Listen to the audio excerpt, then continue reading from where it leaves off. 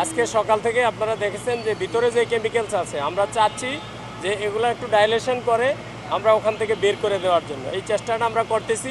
আমাদের চেষ্টা অব্যাহত আছে। এখন আগের চেয়ে ধোঁয়া অনেকাংশেই কমে আসছে এবং আমাদের লোকও মাঝে মাঝে যাচ্ছে যে কোন জায়গাটায় কি অবস্থা দেখে, তো দেখে দেখে আমরা কাজ করার চেষ্টা করছি। যেহেতু কেমিক্যাল আপনারা জানেন যে এটাতে কিন্তু সাধারণ আগুনের মতো পানি দেওয়া বা সাধারণ আগুন যেভাবে নির্বাপন করি সেভাবে কিন্তু নির্বাপন করা যাচ্ছে না।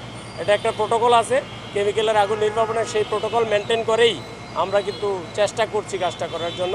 তো আসলে নির্ধারিত সময় তো বলা যায় না আগুনের ক্ষেত্রে, আমরা চেষ্টা করে যাচ্ছি। দেখা যাক আমরা যতটুকু সম্ভব তাড়াতাড়ি আমরা এটা শেষ করে ফেলব। বিস্ফোরণের ঝুঁকি নেই আমরা এটা বলতে পারি যেহেতু আমরা গিয়েছি, বাট যে অবশিষ্টাংশ আছে কেমিক্যালের যেগুলো সেখান থেকে ধোঁয়া নির্গত হচ্ছে, সেই ধোঁয়াটা টক্সিক। এটা যদি আমাদের ইনহেল করি আমরা বেশি পরিমাণে তাইলে কিন্তু আমাদের ক্ষতি হওয়ার সম্ভাবনা থাকে। তো সে কারণে আমরা যে বলছি নির্দিষ্ট দূরত্ব, সেই দূরত্ব মেনটেন করে চলাই আমাদের উচিত। এবং আপনাদের মাধ্যমে এলাকার যারা জনগণ আছেন তাদের সবাইকে বলবো আপনারা দূরত্ব মেনটেন করে চলেন, মাস্ক ব্যবহার করেন এবং সতর্কতার সাথে চলুন। আপনি যদি দেখেন আপনার পিছনের দিকে দেখেন কী পরিমাণ লোক দাঁড়ায় আছে, স্বাস্থ্য কিন্তু ক্ষতি হচ্ছে সবাই।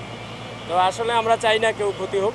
তো আপনাদের মাধ্যমে আবারও অনুরোধ করছি যারা জনগণ আছেন এলাকার, আপনারা স্বাস্থ্যবিধি মেনে একটা নির্দিষ্ট দূরত্ব মেনটেন করে চলেন, তাহলে আমরা সবাই সুস্থ থাকতে পারবো।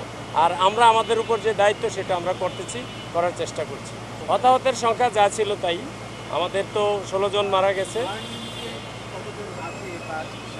বার্ন ইউনিটের ওইটার হিসাব আসলে ওইরকম যে এখান থেকে অগ্নিদগ্ধ হয়ে বার্ন ইউনিটে গিয়েছে এরকম বড় ধরনের কোনো মেসেজ নেই।